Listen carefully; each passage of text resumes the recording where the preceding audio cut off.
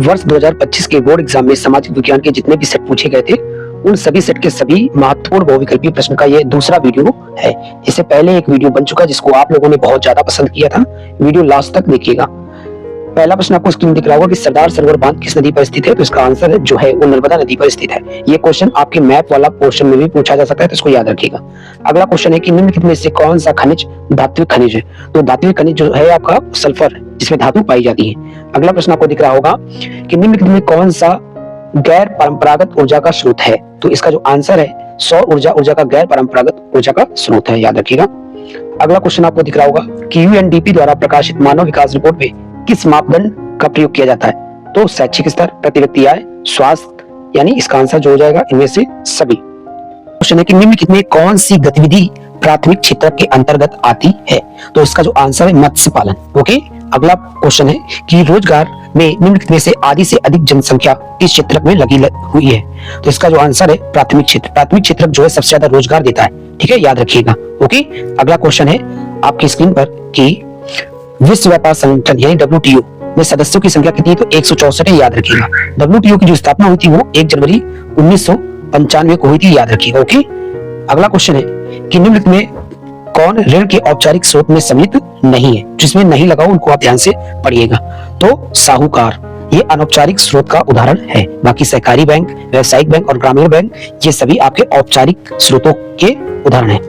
अगला क्वेश्चन है कि निम्नलिखित में किसने 1860 में दक्षिण इटली की तरफ से एक्सपीडिशन ऑफ द 1000 का नेतृत्व किया था, तो इसका आंसर है गैरीबाल्डी ने। ठीक है, गैरीबाल्डी ने किसके एकीकरण में महत्वपूर्ण भूमिका निभाई थी, तो इटली के एकीकरण में, याद रखिएगा। ओके, अगला क्वेश्चन है कि 1932 में पूना पैक्ट किन दो नेताओं के बीच में हुआ था, तो आपको पता है डॉक्टर BR अम्बेडकर और महात्मा गांधी जी के बीच में हुआ था। कहां पे हुआ था, पूना में हुआ था। पूना कहां पे, महाराष्ट्र में, याद रखिएगा।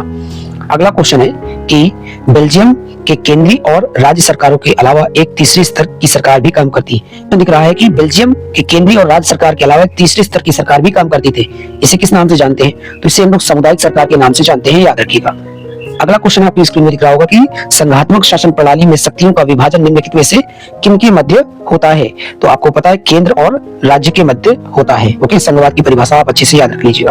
अगला क्वेश्चन है कि महिला आरक्षण अधिनियम 2023 द्वारा लोकसभा और राज्यसभा में महिलाओं के लिए कितने प्रतिशत का आरक्षण दिया गया है, तो आपको पता है 33% का आरक्षण दिया गया है या 1/3 आरक्षण दिया गया है, याद रखिएगा। ठीक है, अगला क्वेश्चन है कि निम्नलिखित में कौन सा राजनीतिक दल के मुख्य हिस्से हैं, तो इसका आंसर हो जाएगा उपयुक्त सभी, यानी नेता, सक्रिय सदस्य और अनुयायी ये सभी किसी भी राजनीतिक दल के मुख्य हिस्से हैं।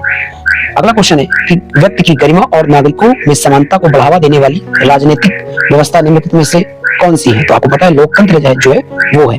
अगला क्वेश्चन है किस संधि के द्वारा यूनान को एक स्वतंत्र राष्ट्र के रूप में मान्यता मिली थी, तो आपको पता है कुस्तुनतुनिया की जो संधि थी उसके द्वारा, जो कि 1832 में हुई थी, याद रखिएगा। भारत माता की व्याख्या छवि को किसने चित्रित किया था, तो रविंद्रनाथ टैगोर जी ने भारत माता की जो छवि थी उसको चित्रित किया था। अगला क्वेश्चन आपको स्क्रीन में दिख रहा होगा कि 1920 में कांग्रेस के किस अधिवेशन में असहयोग आंदोलन को स्वीकृति मिली थी, ये वाला क्वेश्चन आपसे मैप वाले पोर्शन में पूछा जाता, तो याद रखिएगा। ठीक है, इसके लिए मैंने आपको ट्रिक बताई थी, नागपुर। ठीक है, नागपुर जो अधिवेशन था वो ट्रिक का नाम क्या है, कनामला। क्या नाम था, कनामला। ठीक है, तो आप वो वाला वीडियो देख लीजिएगा, मैप वाला। ओके, अगला क्वेश्चन है प्रोजेक्ट टाइगर की शुरुआत भारत में कब हुई थी, तो 1973 में हुई थी प्रोजेक्ट टाइगर की शुरुआत। अगला क्वेश्चन है कि टिहरी बांध किस नदी पर बना हुआ है, तो भागीरथी नदी पर बना हुआ है। टिहरी बांध कहाँ पे, तो उत्तराखंड में है। कहाँ पे बेटा, उत्तराखंड पे। एक आंदोलन चलाया गया था, चिपको आंदोलन, ये किस राज्य में चलाया गया था, कब चलाया गया था और क्यों चलाया गया था, इसको कमेंट करके आप बताइए। अगला क्वेश्चन है कि निम्नलिखित में से कौन सी फसल मोटे अनाज के अंतर्गत आती है, तो आपको पता है जो बाजरा है वो मोटे अनाज के अंतर्गत आता है।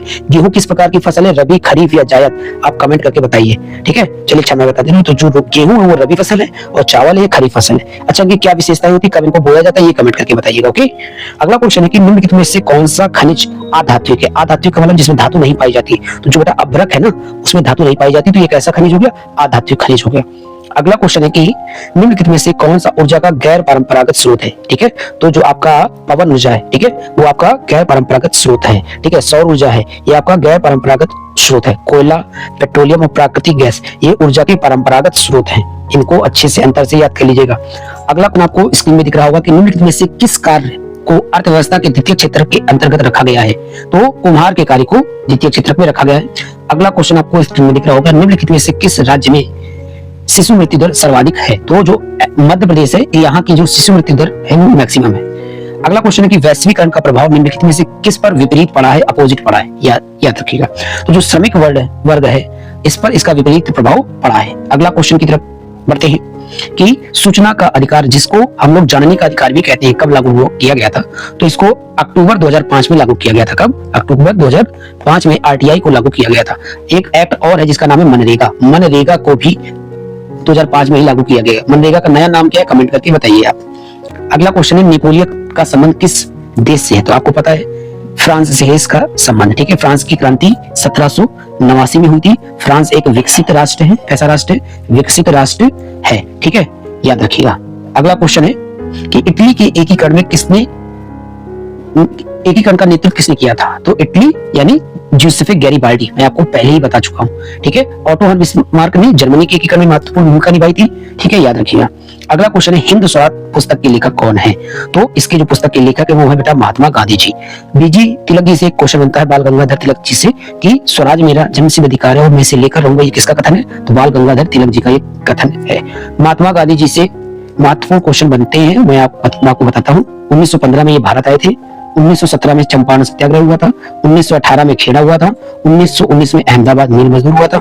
1932 में गांधी जी और डॉक्टर बी आर अम्बेडकर के बीच में पूना पैक्ट हुआ था। 1942 में भारत छोड़ो आंदोलन हुआ था। याद रखिएगा, ये क्वेश्चन बनते हैं गांधी जी से।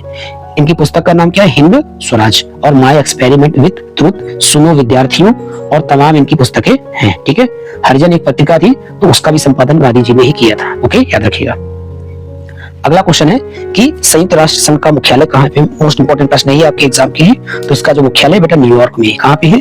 न्यूयॉर्क में है। ठीक है, अगला क्वेश्चन है कि वर्नाकुलर प्रेस एक्ट कब लागू किया गया था? तो 1878 को इसको लागू किया गया था। याद रखिएगा। अगला क्वेश्चन है संसदीय प्रजातंत्र की स्थापना किस देश में सर्वप्रथम हुई थी? तो इसका आंसर है इंग्लैंड में। फ्रांस की क्रांति कब हुई थी? 1789 हुई थी। नेपोलियन का संबंध कहां से? फ्रांस से।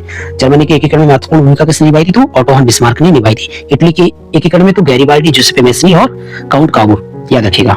अगला क्वेश्चन है कि भारत में मताधिकार की आयु क्या है? सबसे सरल क्वेश्चन है, तो 18 वर्ष है। याद रखिएगा। अगला क्वेश्चन है कि यदि हम लैंगिक भेदभाव की बात करते हैं तो उसका अर्थ होता है, क्या होता है? कि समाज में स्त्री एवं पुरुष की असमान भूमिका। ओके, अगला क्वेश्चन है कि बहुजन समाज पार्टी के संस्थापक कौन थे? तो आपको पता है कांसीराम जी बीएसपी के संस्थापक थे। कब हुई थी इसकी स्थापना? तो 1984 में हुई थी। याद रखिएगा। ठीक, अगला क्वेश्चन है कि लोकतंत्र में शक्ति का स्रोत कौन है? तो आपको पता है जनता, क्योंकि इसकी परिभाषा क्या है? लोकतंत्र की जनता का शासन, जनता के द्वारा जनता के लिए। ये परिभाषा किसने दी थी? तो अब्राहम लिंकन ने दी थी। अगला क्वेश्चन है कि प्रथम अंतरराष्ट्रीय पृथ्वी सम्मेलन किस नगर में आयोजित किया गया था? तो सबसे पहले इसका सन पूछ लेता है, तो 1992 में आयोजित हुआ था। ठीक है, तो कहाँ पे? Rio de Janeiro. कहाँ पे है? तो ये ब्राजील का एक शहर है। याद रखिएगा। ओके बेटा, ब्राजील का एक शहर है वहां का। ठीक, अगला क्वेश्चन है कि भारत में रेल प्रखंडों की कुल संख्या कितनी? तो 18 है। याद रखिएगा। ठीक है, ये मैप से आपसे पूछ लेता है कि पश्चिम भारत में स्थित एक रेल प्रखंड या मुख्यालय को मैप में लोकेट करिए। ठीक, अगला क्वेश्चन है कि उपभोक्ता सुरक्षा अधिनियम किस वर्ष पारित हुआ? तो 1986 में पारित हुआ था। ठीक है, अगला क्वेश्चन है कि निम्नलिखित में से किस देश का मानव विकास सर्वोच्च है? तो आपको पता है श्रीलंका का सबसे बढ़िया है। अगला क्वेश्चन है स्वयं सहायता समूह में बचत और ऋण संबंधी अधिकतर निर्णय कौन लेता है? तो कौन लेता है? जो उसके सदस्य होते हैं वो लेते हैं। कौन लेते हैं? जो उसके सदस्य होते हैं वो लेते हैं। इस प्रकार से वर्ष 2025 में जितने भी पेपर हुए थे उनके सभी महत्वपूर्ण एमसीक्यू हमने करवा दिए हैं। अब 2024 का करवाऊंगा। वीडियो अच्छा लगी तो वीडियो को शेयर कर देना और चैनल को सब्सक्राइब कर लेना। जय हिंद, वंदे मातरम।